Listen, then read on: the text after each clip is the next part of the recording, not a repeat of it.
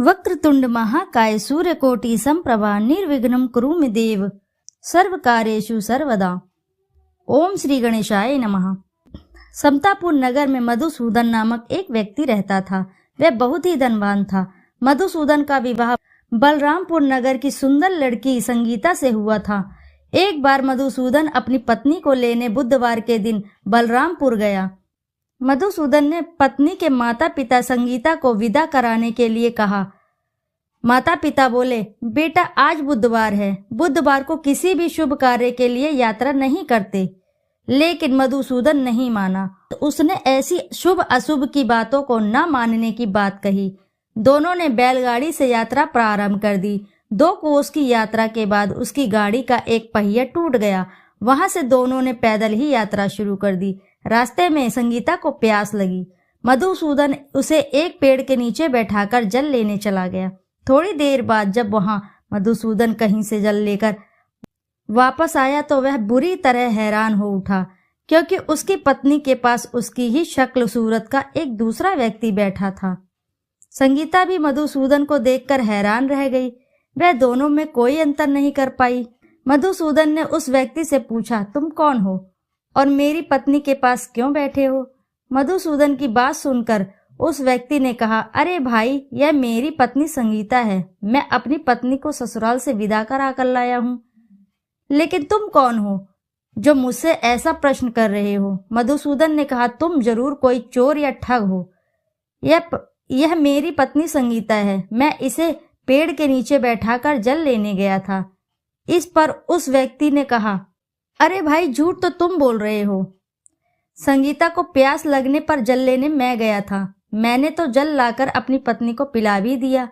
अब तुम चुपचाप यहाँ से चलते बनो, नहीं तो किसी सिपाही को बुलाकर तुम्हें पकड़वा दूंगा। दोनों ने एक दूसरे से लड़ने लगे। उन्हें लड़ते हुए देख बहुत से लोग वहां एकत्र हो गए। नगर के कुछ सिपाही भी वहां आ गए। सिपाही उन दोनों को पकड़कर राजा के पास ले गए। सारी कहानी सुनकर राजा भी कोई निर्णय नहीं कर पाया। संगीता भी उन दोनों में से अपने वास्तविक पति को नहीं पहचान पा रही थी। राजा ने दोनों को कारागार में डाल देने के लिए कहा। राजा के फैसले पर असली मधुसूदन भयभीत हो उठा। तभी आकाशवाणी हुई, मधुसूदन, तूने संगीता के माता पिता की बात नहीं मानी और बुधवार के दिन अपनी ससुराल से प्रस्थान किया। यह सब भगवान बुद्ध देव के प्रकोप से हो रहा है।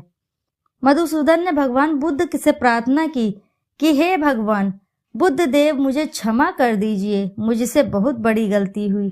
भविष्य में अब कभी बुधवार के ये दिन यात्रा नहीं करूंगा और सदैव बुधवार को आपका व्रत भी किया करूंगा। मधुसूदन के प्रार्थना करने से भगवान बुद्ध देव ने उसे क्षमा कर दिया। तभी दूसरा व्यक्ति राजा के सामने से गायब हो गया। राजा और दूसरे लोग इस चमत्कार को देख हैरान हो गए। भगवान बुद्ध देव की अनुकंपा से राजा ने मधुसूदन और उसकी पत्नी को सम्मान पूर्वक विदा किया। कुछ दूर चलने पर रास्ते में उन्हें बैलगाड़ी मिल गई। बैलगाड़ी का टूटा हुआ पहिया भी जुड़ा हुआ था।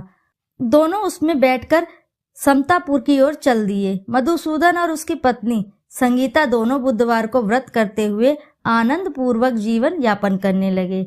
इस तरह भगवान बुद्ध देव की कृपा से उनके यहाँ खुशियां बरसने लगी। इस तरह जो स्त्री पुरुष विधिवत बुधवार का व्रत करके व्रत कथा सुनते हैं, भगवान बुद्ध देव उनके सभी कष्ट दूर कर देते हैं। तो आइए श्रवण करते हैं गणेश जी की आरती का। जय गणेश जय गणेश जय गणेश देवा, माता जाकी पार्वती पिता महादेवा, एक दंत दयावंत चार भुजाधारी, माथे पर तिलक सोहे मूस की सवारी, पान चढ़े फूल चढ़े और चढ़े मेवा, लड्डुअन का भोग लगे संत करे सेवा।